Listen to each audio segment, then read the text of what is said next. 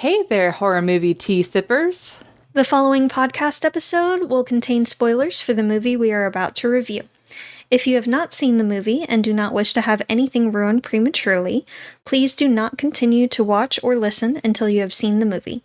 And welcome to the Horror Movie Tea Podcast.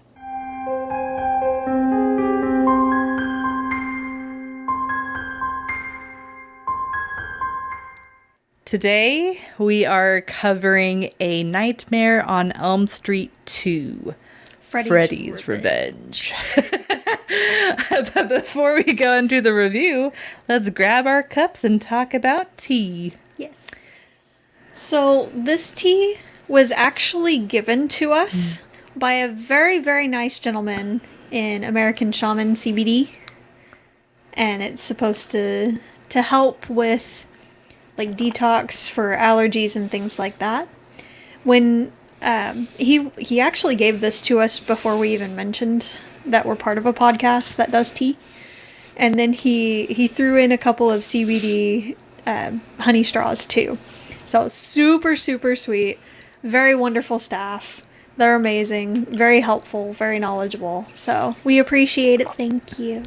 Yes, I'm always a bit skeptical whenever they're like, "Oh, this does this," especially when it comes to CBD. But I will say that as one with anxiety and chronic pain, I do enjoy CBD, but as the legal version, it's not a cure-all.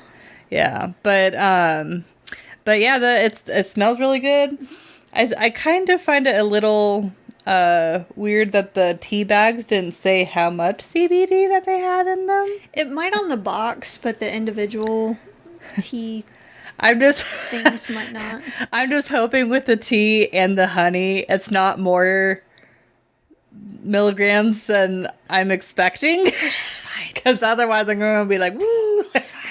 But I mean, but to be fair though, this is like the CBD that doesn't have doesn't have any THC or anything. So yeah.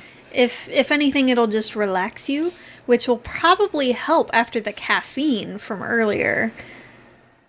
So actually, CBD enhances the effects of caffeine. Ah, crap. So you're not supposed to now. Since it's been a little bit of time, I don't know if it'll impact it, but yeah, you're not supposed to take CBD and caffeine together.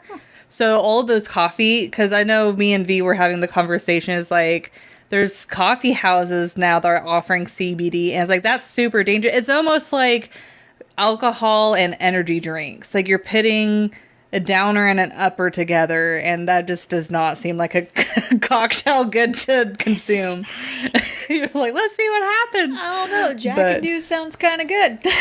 But yeah, so good for anyone who can legally consume it. We would not suggest otherwise. Like, I don't know CBD laws for other countries and stuff like that. But anyway, just shouting that out there. So if you can legally consume it, you can join us if you'd like. But anyways, so for our tea sippers out there, brew a cup of tea, sit back, relax, and we hope you enjoy the review. So for Nightmare on Elm Street 2, it's a bit of a mess. So it's been a decent period of time since Nancy and the original Elm Street happened. And so this new 5 years. At least. Because they said that they couldn't sell it for 5 years. So I don't know how long before that it No, occurred. they mentioned in the movie. It was actually 5 years ago. The diary, she's like, this was written 5 years ago. Okay. Gotcha. Paying attention. Oh, well. But anyways, maybe it's the CBD. But no. No, I think it's just your attention span. No, yeah, it's the attention span. But anyways, so this new family moves in, and the son, Jesse, is having these really weird dreams, and it's starting to slowly bleed into his awake life. And there's a girl that he has a crush on, and they kind of piece together that, well, it's more him. He figures out, and Freddy makes it known, that Freddy is trying to take over his body so he can continue his work in the awake world. As Freddy puts it, you be the body and I be the brains. So, yeah. So for entertainment, this is going to be a very interesting movie to talk about. So I would personally give it a 7. Like, as far as a horror movie goes, really not that scary. Instead of fear, they replaced it with confused feelings. For you. For me. Let's clarify that a bit. It was confusing for you. Yeah. And probably only for you. Yeah, Jess didn't have any of it. But it's like, there's a lot I of... caught the subtext. I just didn't get confused feelings. So there's so much homoerotic subtext in this movie. Like, so much. And Freddy shows a kinky side. Yeah, I'm over here like, I'm actually getting kind of... into it. Into Freddy. I'm like, like, yeah, Freddy. Like, but like, so just be prepared for that. But in a way, like, the subtext makes the movie a lot less scary because it's like, whenever Freddy was coming after Nancy, since that Freddy is like, they advertise him as a child killer, but even whenever they first created, they confirmed that he was supposed to be a pedophile. So it's like, he does have that creepy, like, a little bit too intimate with his victims vibe with Rapey the first vibe. movie. But with this movie, it's like a whole new, like, caressing his face with his claws, and it's just like a level inside above his body. Yeah, yes, yeah. Literally, and not in a sexual way. It's like, and then there's so much like S&M that's like mentioned, and just, oh my god, this Goes to, movie, like, an S&M bar. yeah, and then like the gym teacher. It's like the 80s version of what they thought an alternative type place would be. And they just threw everything at it. It's like they didn't do the research or anything when they went into making this bar. They just kind of threw everything. So you see, like, alt people. You see goths, or what equates to goth in that era. You see, like, BDSM type things all around, just peppered in here and there. And then you see, like, just homosexual couples together. You see all kinds of things going on, and it's just like this Mod Podge of everything in this one bar. But nobody talked about, should it be just one type of bar? Yeah, just but anyways, so the aside from the homoerotic subtext, which I'd say is barely even subtext, like, it is obvious. Oh, it's overt. Yeah, like, especially, it really, I mean, like, whenever the gym teacher dies, and then whenever Jesse is putting away or unpacking and he's dancing and he's using his butt to Working his before door. it was a thing. Yeah, I'm just like, ooh, shake that booty. But anyways, oh, and then before I move on, this is like a really quick fun fact. So apparently, Jesse, the actor that played Jesse, is actually very openly gay in real life. So I think that's kind of cool that As I don't know if he was openly gay during the movie, but Probably not in that area. yeah, I would be surprised, but I think it's kind of a funny, like, not irony, but parallel, I guess. Fun fact. Yeah, fun fact. But anyways, even though this movie isn't scary, I love the nightmare scenes. Like, they are extremely creative. They're not scary, but they are extremely creative. Now, like, if I was a little kid and I was having that nightmare and it was that scene, then yeah, it would scare the heck out of me. But as like an adult watching it, I'm just like, oh, it's not that scary. But 80s. yes, and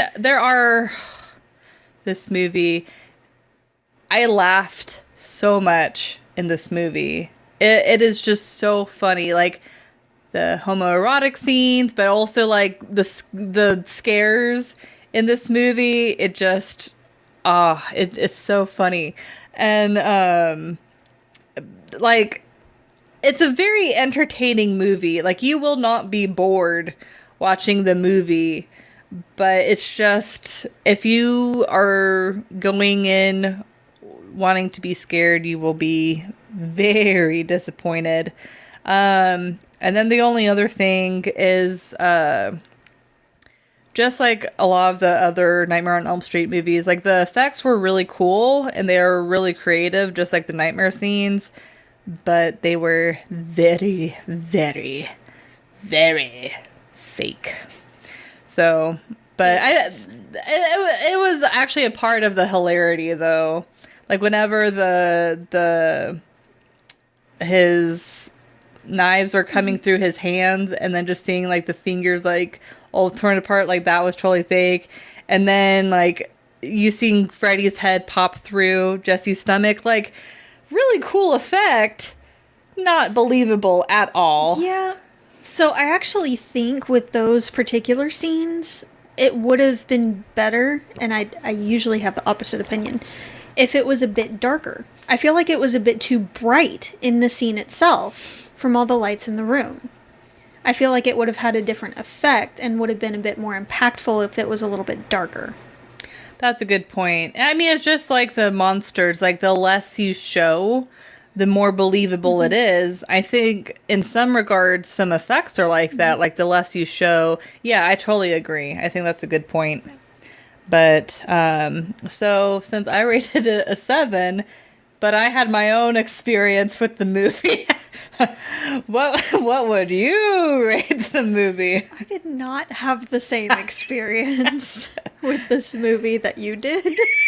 Clearly. I know, I was texting her, I'm like, You definitely enjoyed it a bit more and in a different way than I did. Oh. But I was a fan of Nightmare on Elm Street for the most part.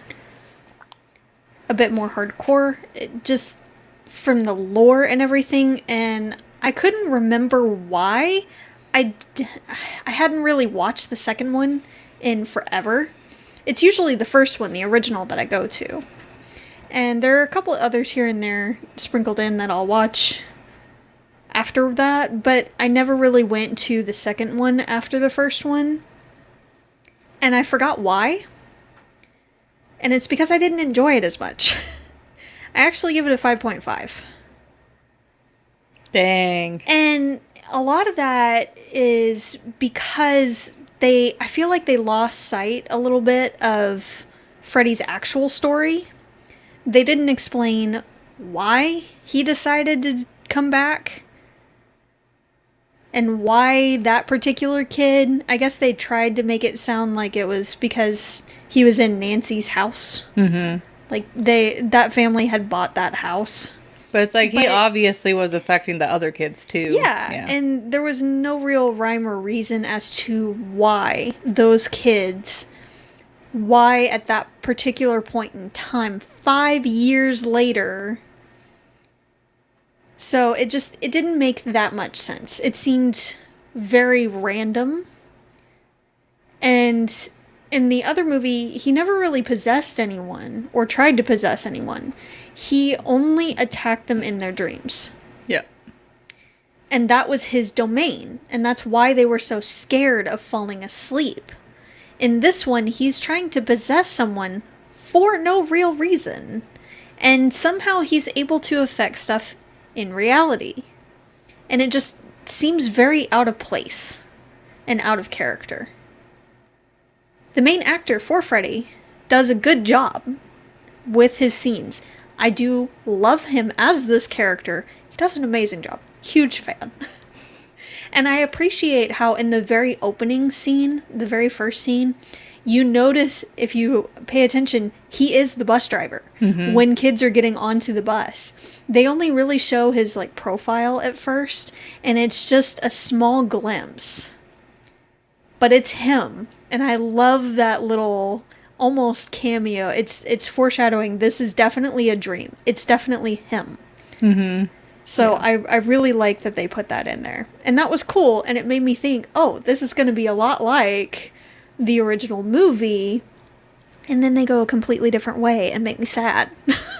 Yeah, and honestly, I think that's why with Nightmare on Elm Street 3, which we'll eventually be covering, they really went back to the basics. Yeah.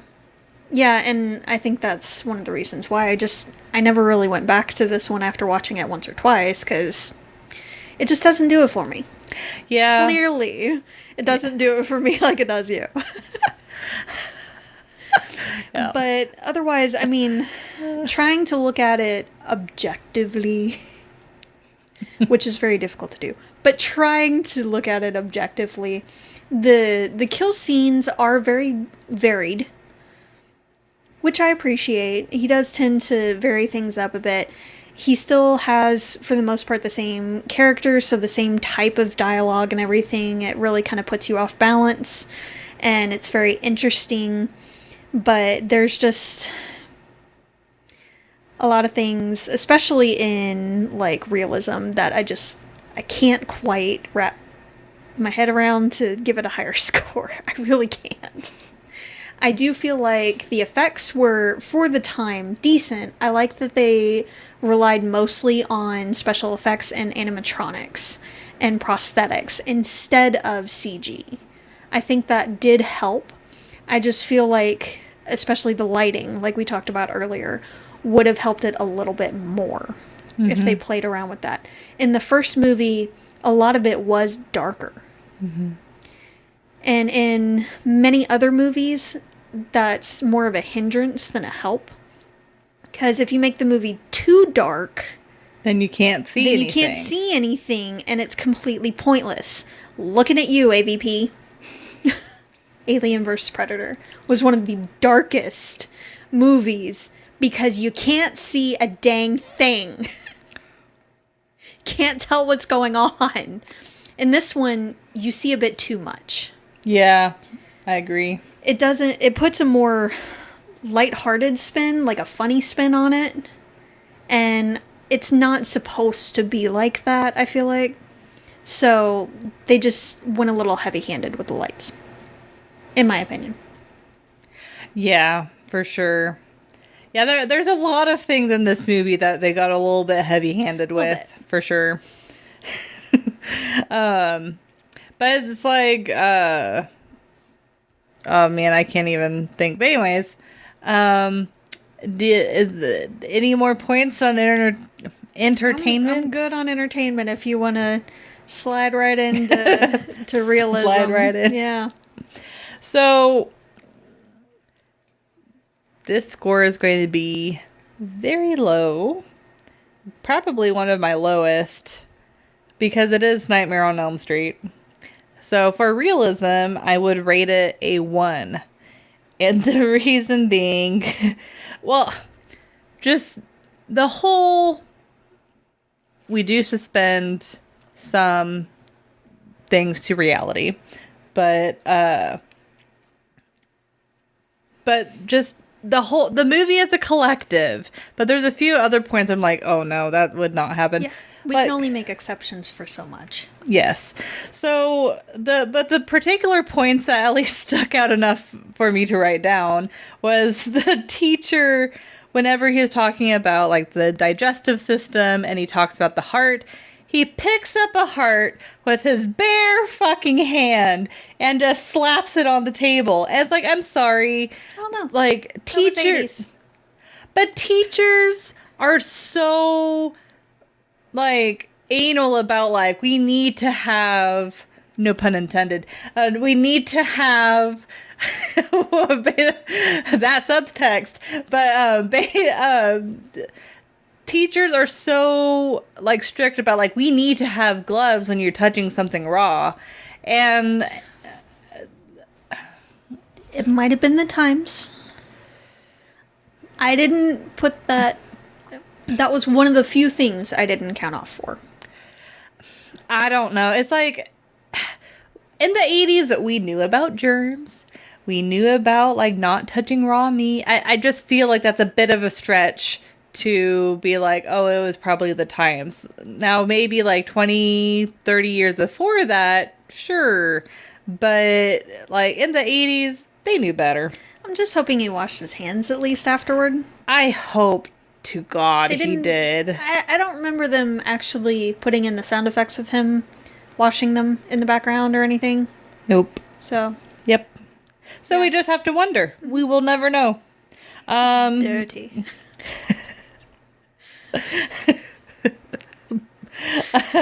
But and then the blood in this movie, just like with the previous movie that we did, the blood was not very realistic. My main issue was that it was so watery.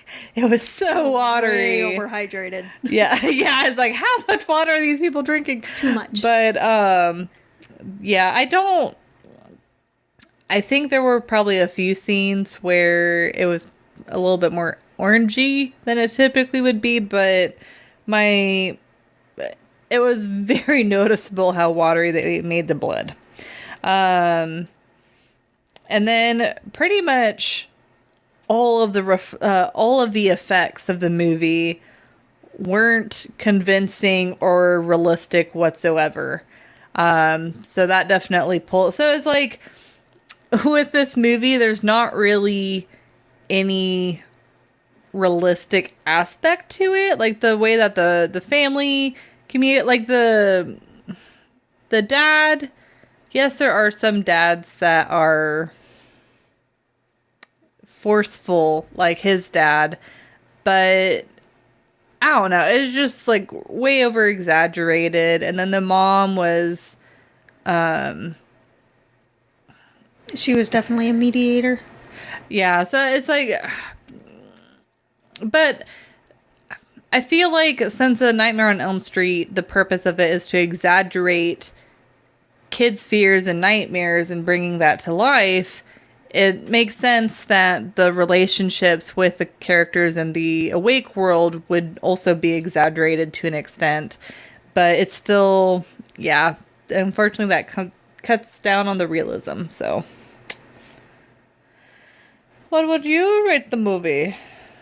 I'm actually very proud of you. Oh. I give it a 1 as well. That Oh. was a very accurate rating, and I'm proud of you. Are you saying my other realism ratings aren't accurate? You tend to be a little nice. A little bit. I tend to be more the strict one on realism, so I'm proud of you. You were strict on this one. Welcome to the dark side. There's me being nice. There was nothing I could cling on to be like, this is realistic. Like, the I'm whole picky. movie is just a dumpster fire for realism in particular. I'm picky. Oh my goodness, you're like prepared. You're just like, let me read this. So, this is more a point in I wish we had this, but they have archery in PE, which I know that was a thing at one point. I'm not sure if it was. It was. Yeah, I'm not sure if it was at that particular time, but I kind of wish our school had PE, or archery and PE. I know it's more of a liability thing nowadays, Yep. which is sad. And it's also a reason why they don't generally do dodgeball in today's schools. Oh man, I wish I was in elementary school nowadays because Right? I did a lot of dodgeball. Oh, yes, that was their favorite. Yes, that it and was. capture the freaking flag. I love capture the flag though, It was but I just alright. like running away from people. I hate running. But I was the one that would jailbreak people, so, you know. Anyway, I feel like they had two different snakes in the scene where the boa was on him, the python. I honestly didn't pay very much attention One to seemed that. a lot bigger when it was like wrapped around him and everything. That one seemed a lot bigger than the one that the teacher actually took off him and put in a tiny cage. By the way, super small enclosure for that poor snake. Awful. Awful. I don't feel like it would have lived as long in that containment to get the size that it was. But that's just me. I didn't appreciate the animal abuse Yeah, I forgot. in this movie. Do snakes grow into the container? That is it kind of like goldfish where it's like they'll only grow so big? Oh, sorry. My bad. I shouldn't have said it. I said a trigger word. Okay. I didn't say that. I didn't say it. Rewind. Oh no, we're going over it now. No. Yeah. So fish, the actual outward size of them will only grow as big as the tank that they're in, the enclosure that they're in. But their organs yeah. don't stop. So you're stunting their growth by putting them in a smaller tank than they should be in if you do that kind of thing. Yeah. And you'll actually cause them a more painful and much more sudden death by doing that. So the people that put goldfish in fish bowls, goldfish should have at least 29 gallons for one goldfish. There are some other variations that get bigger. That should be for like the double tail fancy goldfish, really. The bigger ones actually need a bit more space. The biggest ones technically need a pond because they get almost as big as koi. They are carp just like koi.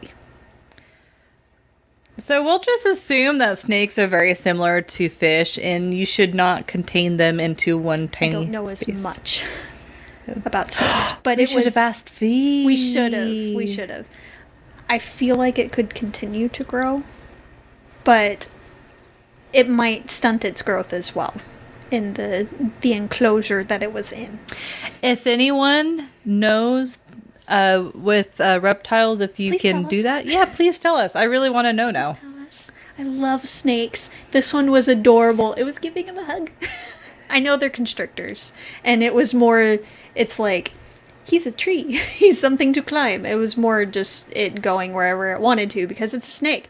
But it was adorable, and I loved it. But I am pretty sure there were two different snakes in those scenes. Anyway, back to animal abuse. With the bird that spontaneously combusted, and they're like, oh, there's a gas leak. That's not how gas leaks work. If it was a gas leak, then they would have died from the fumes themselves, not being able to breathe, and they would have died shortly after. If it combusted and there was a gas leak, the whole house would have gone up in flames. That's not how any of this works. And the fish tank that boiled and broke, those fish did not deserve that. I just wanted to state that. Just 'cause. They didn't deserve that. Though it was a bit accurate that with the boiling water, the fish were dead before the tank itself broke. You could see them floating in the water. They still did not deserve that. You know, that makes me wonder with movies. I know, like, the older movies, they would sometimes, unfortunately, like, use live animals and do terrible, terrible things. So I wonder if even up to today, since people are like, oh, they're just fish, if they actually do that or if they just use prop fish. Like, how does that work? I hope they use prop fish because it's not okay at all, ever.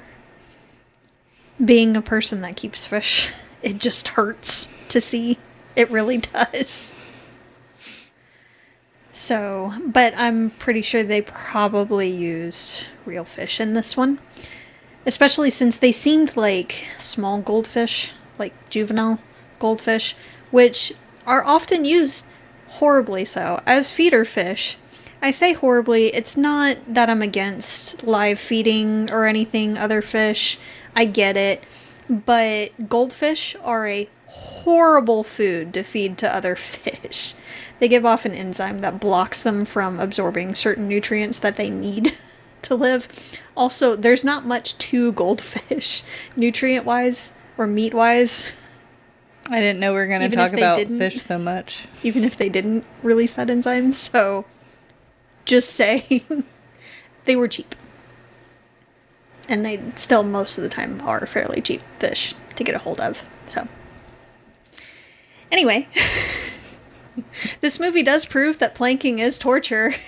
By the way, thumbs up for that cruel and unusual punishment. Oh my god, whenever they keep cutting back to them doing that is so accurate. funny. That is accurate. Yeah. For anyone that has had to try to, for your workouts or whatever, have tried to hold a plank position for more than like 30 seconds. We're noodles, don't judge. It is torture. So for him to use it as a punishment, I get it. You suck, but I get it. The lightning hitting the dishes and only breaking the dishes, no other damage. First off, that's not how lightning works. And second, it went straight for the dishes. The clean dishes. What did the dishes ever do? They cleaned them. You couldn't even strike the dirty dishes and make us throw it away instead of having to clean them. No. You strike the clean dishes next to the sink. Rude. Not how lightning works. And rude. And it didn't cause any other damage. Anywhere around it. No fires, nothing broken, nothing like that. No fire alarms. Nope. Just broken dishes. This is fine. Totally fine. The kids getting boiled in the pool weren't red or scalded or anything when they were being pulled out. No blistering, nothing. Just, oh, this is kind of mildly warm. No redness or anything at all. Not how that would work, but whatever. Dad sucks at aiming. The father of the crush should never be allowed anywhere near a gun. He didn't even bother aiming. He was very shaky and moving it the entire time. He could barely figure out how to load it, and he points it in a general direction of many other kids, which he would presumably not want to hit. He's like 10 feet away from Freddy at this point, and he misses by like 3 feet.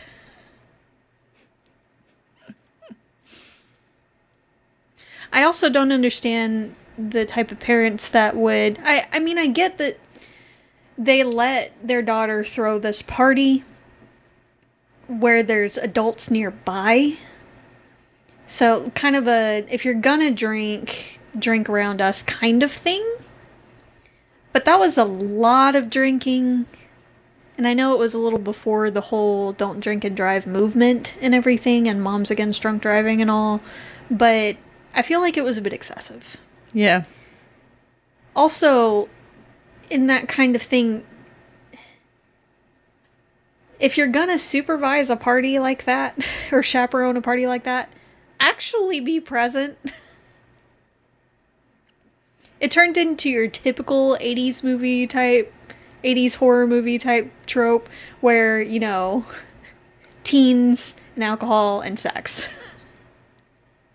Like, what was the point of the parents even being there?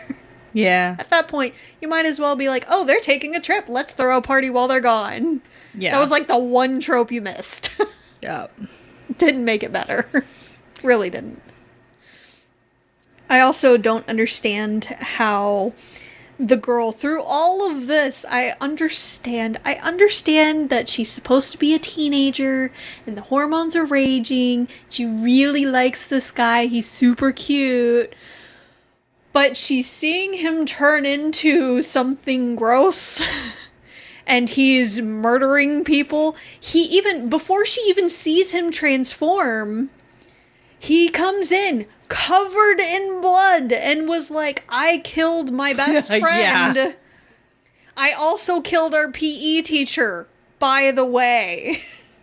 This is totally fine. Not your fault. It's totally not your fault. You can beat this. I love you.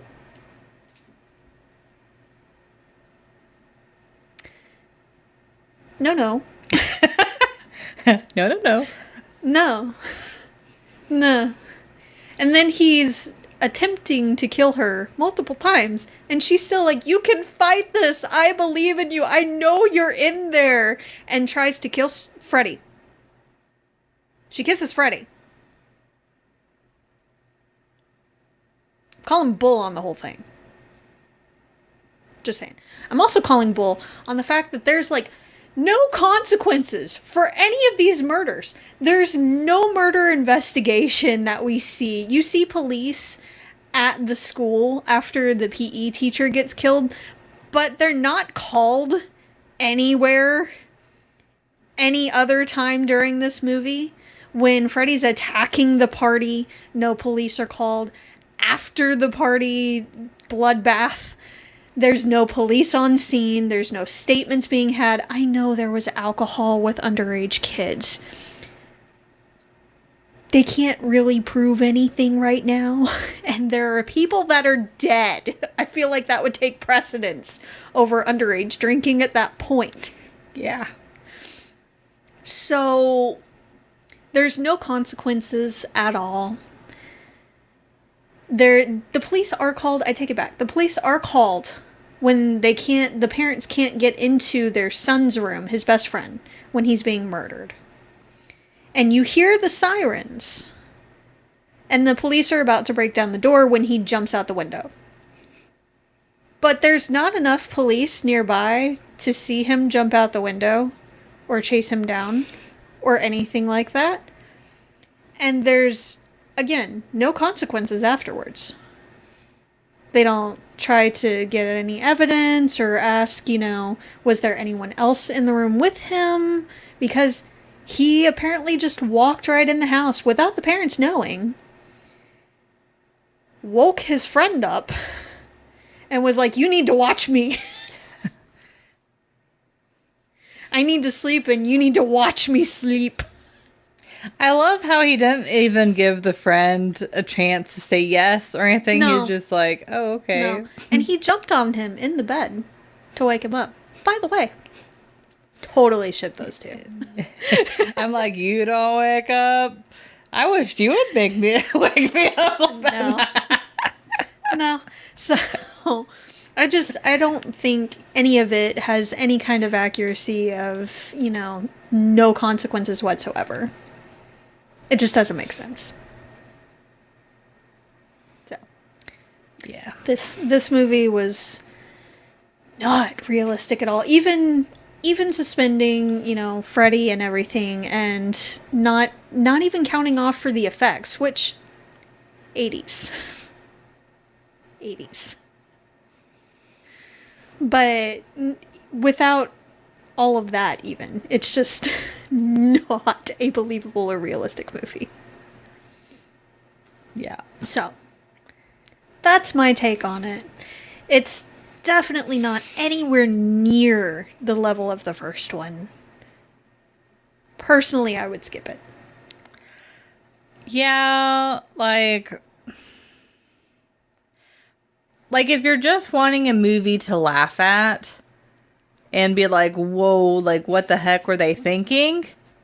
I really enjoyed the movie. It was definitely entertaining, but it's like, if I really want to watch a horror movie and I wasn't in the mood to laugh, I want to like try and be scared, It wouldn't be this I one. would definitely skip. But to be fair, there's a few Nightmare on Elm Street movies are just like, yeah, I probably want to skip those. But I feel like out of all of the ones now, I have not seen all of the Nightmare on Elm Street movies, but out of the ones that I've seen, this is probably the worst done. As far as like the storyline and stuff like that, like as you said, like very inconsistent, It's just doesn't not make the sense same. with the lore and I like the original lore and the original story, and it's not the same, and it makes me mad. so. But this movie is definitely good for a laugh. So if It would be better to watch with friends. yes, watch It would with be friends. funnier with friends, for sure. Have snacks, or And if you're tea. of age, if you're of age and you can legally drink, maybe I think I could picture some alcohol being a little fun. It would be. It would have definitely made this movie even funnier. Yeah. Yeah, it's just so ridiculous. Yes. But yeah. Oh, and so since this is now our third movie in October, I just want you guys to, I think it'd be a fun little, Is that like a weird claw or something that you just did there? I don't you know. You did like 3 fingers instead of like air quotes or anything. So I don't know what I'm that doing. was I don't just know what I'm now. doing. But each week, for those who are watching the video podcast, we have added a new decoration. And so if you say in the comments what we added each week, we will shout you out on social media. I think that'd be really fun to do. Yes. But, this, I'll give you freebies. So this, Michael Myers and Gremlins, since we've covered those movies, I thought it was just so appropriate to have them accompany us during these last couple of episodes. Yes.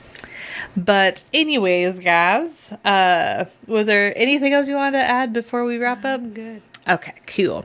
So as always, thank you for joining us, and please comment on what you guys thought of the movie. If you'd like to recommend a movie and keep up to date with our content, you can find us on Twitter, Instagram, and Facebook. And you can also listen to us where you listen to most podcasts. And if you'd like to support the podcast, please subscribe, like, and share our content. We also have a Teespring if you'd like to support us monetarily. And we'll have all of the links mentioned below in the area down. I'm tired. Yeah. Whatever, I'm done. I'm tired. So until the next time, guys, stay safe and stay spoopy. Bye.